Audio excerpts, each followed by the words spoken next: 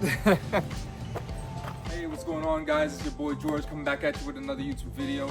And today we're going to be working on the E92 M3, aka Anaya. The focus of today's video is we're going to be focusing on the FRM module, specifically pulling any trouble codes that we get, pulling the FRM module physically out of the vehicle and sending it off to the ECU Pro shop for diagnostic and repair, and hopefully, you know, everything goes well, they're able to repair it, they send it back to us, and we slap it back in the car and see, you know, all the features that we're missing. So the reason why I've decided to pull the FRM module out and send it off to the shop is due to the fact that I'm getting some symptoms that are common with the footwell module. So for instance, my windows automatically go down, but they don't automatically come up. The folding mirrors don't fold when you lock the vehicle, as well as some of the comfort access features don't work, such as the windows down feature, windows up feature. The only thing that works for comfort access was the moonroof, or the sunroof, excuse me, and that recently stopped for some reason.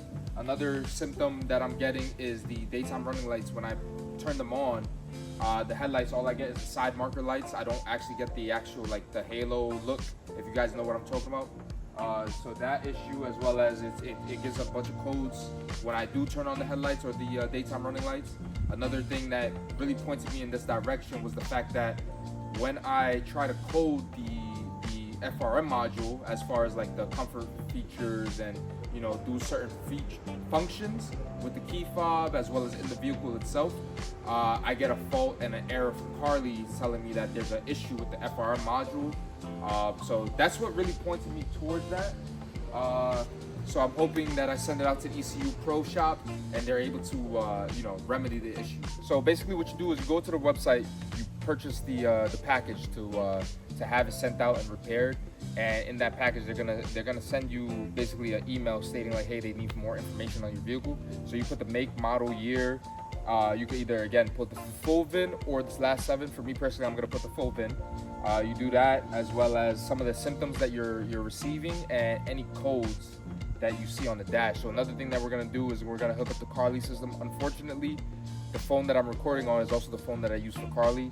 So while I'm hooking it up to the Carly system, I won't be able to show you guys. I'll take screenshots though, but I'm gonna hook it up to the Carly system to pull the codes for the headlights, or I might just go in the dash and pull them from there.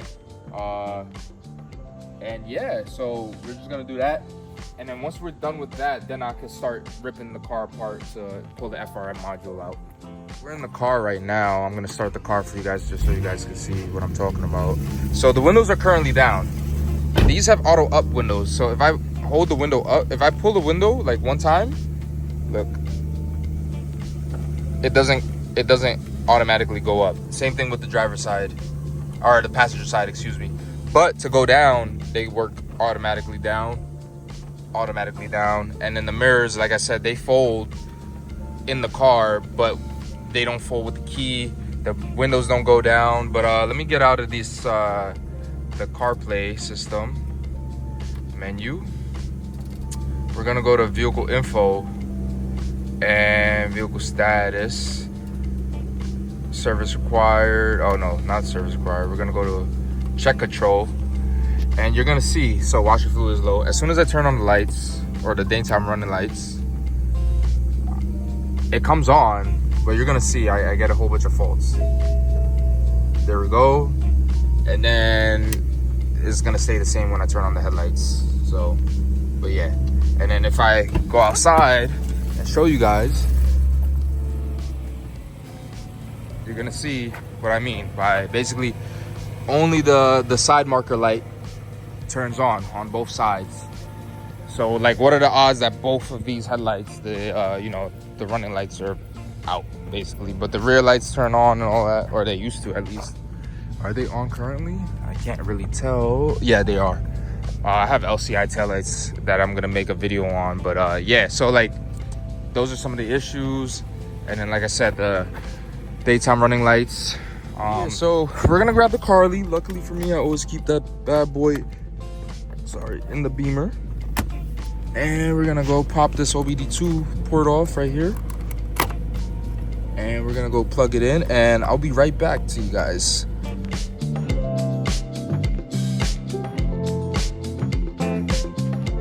so the first thing first is you're gonna want to remove these 3 Torx screws. Is going to be a Torx, I forget the number, sorry, a Torx 20. You want to remove these 3, and then the panel drops down. So then once the panel is dropped down, there's going to be a cable right here, a plug to disconnect. You just this release right here, pull that back, and you disconnect. You're gonna disconnect the cable for this light, this footwell light, as well as the speaker. And then once you do that, this should be able to just drop down. Obviously I have aftermarket audio system in here, so it can only go down so far. And then there's also a plug right here that if you want to disconnect, you can. I might just go ahead and do that because I have enough slack to do that. This instead of disconnecting it, I was having trouble. So what I did was I pulled back these 2 tabs, and you can just lift it off these posts, and that's it. And then this whole panel comes out. And obviously I have it hooked up to this audio system, but obviously it has quick disconnect. So that comes out, and you can set that to the side, and you're going to go back under here, and you have some space to work with. So next we're going to be working on getting this panel off right here. So once you get that done, so there's going to be a Phillips head screw to remove this, and then once you remove that, you also want to remove this panel. All you got to do is pry it up. You can use a plastic trim tool, but for me, I just use my hands. It's pretty simple. Just going to lay that right there. I personally did not remove yet the screw, sorry. So once you unscrew that screw right here, I just dropped it. It should come out, and then there's gonna reveal another Phillips head screw. You're gonna remove that, and from there, I believe you should be able to take this panel off with just a clip or 2. So we're just gonna see here. Like I said, you just pull it out with your hand, and there's gonna be a little, connector for the trunk release. You just disconnect that. We're gonna set that aside as well, and then from there, everything should be revealed. And this is the footwell module right here, as you can see. So from there, we're gonna go ahead and pull this out really quick. You want to be careful. Obviously, you don't want to break tabs and stuff like that, but I'm going to show you guys in a second how to do that. Right. So upon further examination, there's going to be 2 10-inch plastic nuts. So you're just going to grab that with an extension and get that off there. And then from there, up here, there's going to be like a harness that's kind of in the way. You're going to have to remove that a little bit. And then from there, you're going to be able to pull that out. And I'll show you guys how to disconnect the tabs and stuff like that once I have it out. All right, so got it loose. So, should be able to get it free now. So this clip right here, sorry, my finger's in the way. Push down on this tab and be able to slide it up. I might have to make a little bit more space for myself. There we go. I'm gonna have to use both hands, but basically you want to push this tab in and slide this back to push it out. So I'm gonna do that real quick, and then you want to do the same for the ones in the back, and then you should be able to slide this bad boy out. But yeah, so this is the FRM module. It's not much. Just want to be careful for the pins. It's very light, actually. It feels kind of like fragile, but just be careful for the pins. And once you have it out, we're gonna package it up in a padded envelope and send it off to the ECU Pro Repair Shop, or ECU Pros. So yeah, and then for now, while the car is being parked up, if you could drive the car without the FRM module. All it will do though is that all it will have is the headlights will always be on, the windows won't work, shit like that. Oh, I should have probably raised my windows before I did this, but luckily for me, it's gonna be in the storage unit, so I'm not too worried. Might get a little dusty in a few days, that it's not, whatever, but it's all good. Yeah, windows don't work, stuff like that. Let me see if I started. Yeah, no windows. I think the headlights stay on as well. Headlights and taillights are supposed to stay on. We'll see. Oh no, damn, that's crazy. So I would have drove with no headlights. They're supposed to stay on, from my understanding, I think. Hold on, let me see something. Yeah, nah. But it's okay though. So I'll get back to you guys in a few days once the FRM comes in. What's up guys, it's George. I'm back at the shop. I got the Beamer pulled back outside. I got the FRM module back. It was really quick on their part. They did email me instructing me that in order to reinstall it, they recommend leaving the battery connected, of all things. And they also stated that the battery needs to be like fully charged. The battery in the Beamer is failing. I know that for a fact. I get like hard starts, you know, when I do the Carly system tells me that the battery is in bad condition, this, that, and the third. So I did actually go and pick up this H8 AGM battery from AutoZone. Yeah, I know what a lot of people say, oh, don't put AutoZone batteries in Beamers and Mercedes and all this other shit. But honestly speaking, there's an AutoZone battery in that car right now. Now, aside from the issues that I'm having because the battery is weak, it starts, it runs, I have no real issues. I used to be a big believer, like, oh, it has to be OEM, or it has to be like Optima, or like some type of crazy, you know. But honestly speaking, it really doesn't. As long as you have the appropriate size battery in the car, it's gonna fucking work. There are sometimes anomalies where, like, you know, you get like weird electrical issues. But again, if you put the right size battery in the car, it shouldn't have any issues.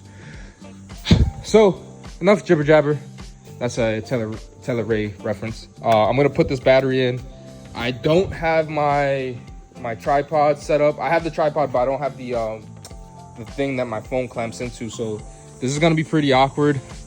I'm gonna just do my best to record and document what I'm doing. So first things first, I'm gonna disconnect the old battery and put in a new one. So in order to do that, we're gonna move all this stuff out the way. Come here, undo that. And the battery's there. I'm not looking forward to this shit because yeah, just gonna take this bracket off. That should be like 210 or 12 millimeter bolts.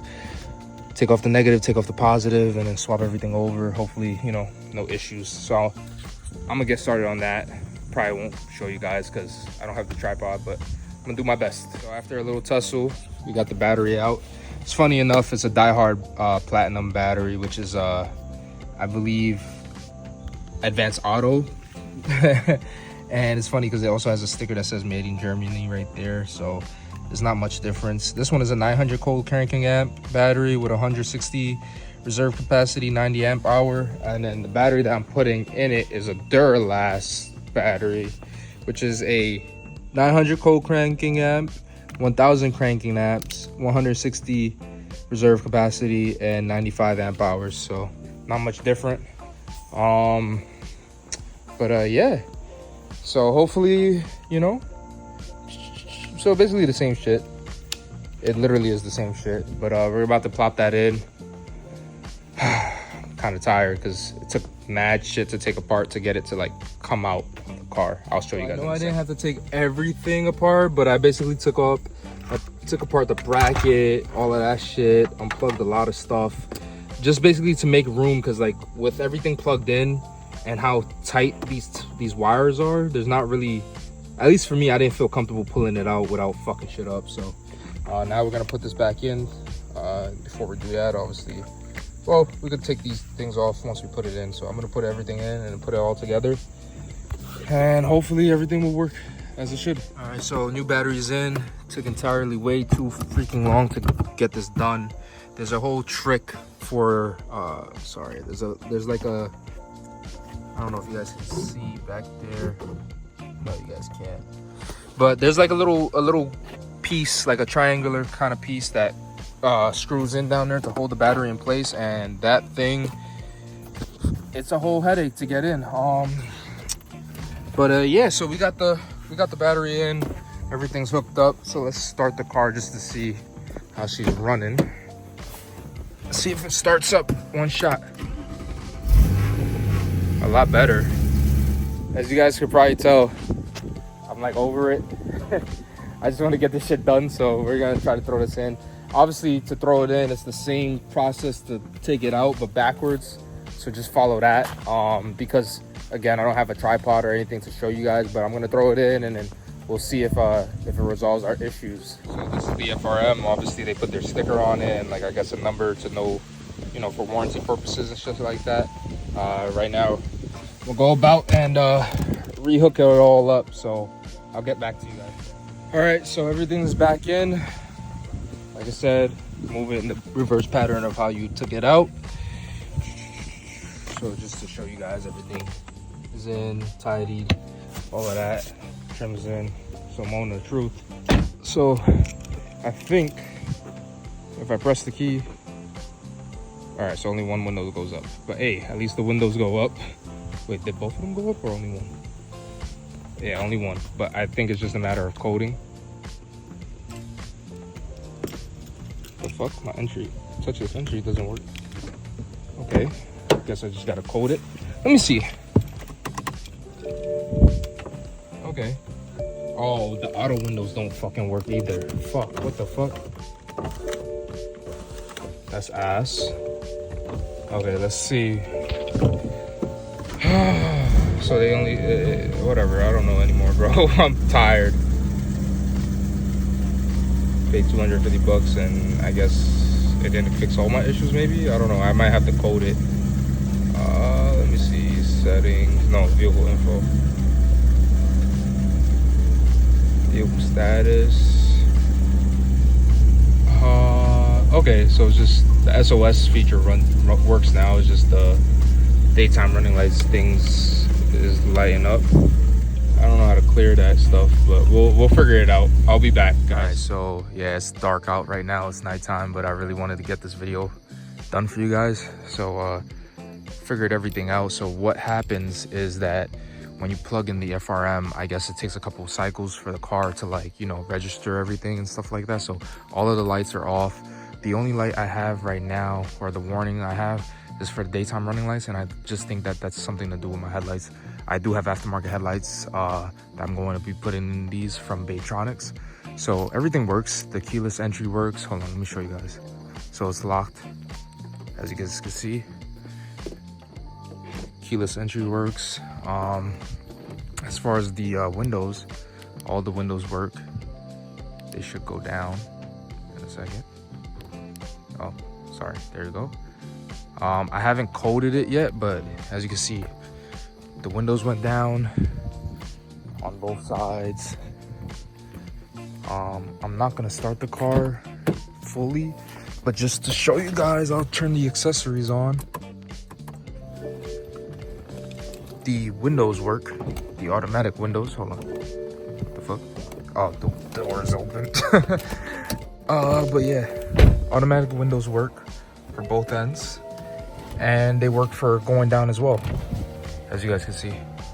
And then also, if I had held the button longer, the sunroof would open. But I'm just gonna put the vent. I'm just gonna open up the vent. Can I not open the vent when the car is in accessory mode? What the hell? Oh, it did open. It started to open. I'm gonna vent it, and then I'm gonna turn the car off. Turn the power off. And yeah, I'm sorry guys again that it's nighttime. I just really want to get this video done. And as you can see, if I press the button, they all go up and the sunroof closes. And then just to show you guys, just for thoroughness, all the windows go down, and then the sunroof opens. So it's just a matter of coding it. So excuse me, so as far as, like I said, plugging it in, it's not gonna work off the bat. You have to drive it a few times. I noticed that, like, after I drove, like, that one window would open, and then after I drove it like a little bit and then turned the car off, when I came back, the other windows started working as well, then the sunroof, and then, you know, everything else. But yeah, so everything worked out with the car. I am gonna be coding it soon to see about you know, if I can get everything to work. It should work, so that way I can fold the mirrors and stuff like that with the lock button. But yeah, so that's pretty much it. Yeah, I don't mind the uniform, but like, that's pretty much it. Everything worked out. I'm gonna code it, but I'm gonna wait till I put the headlights in to code it, just so that way I don't have any errors. Because on the Carly system, the daytime running lights, because it doesn't actuate on the headlights that I have right now, which are OEM. It's probably just a connector that's not plugged in. Because of that, whenever I try to code it, it'll tell me like, oh, there's a fault. Because it reads it as a fault, it'll tell me that it doesn't recommend coding the FRM, and, you know, it doesn't allow me to. I know there's a way to bypass it, but just out of safety's sake, I'm gonna wait till I put the headlights in. But Thanks for watching the video. I hope you guys learned something and it answers your questions. If you like the video, leave a like, hit that share button, comment, and subscribe, and I'll catch you guys in the next one. Out.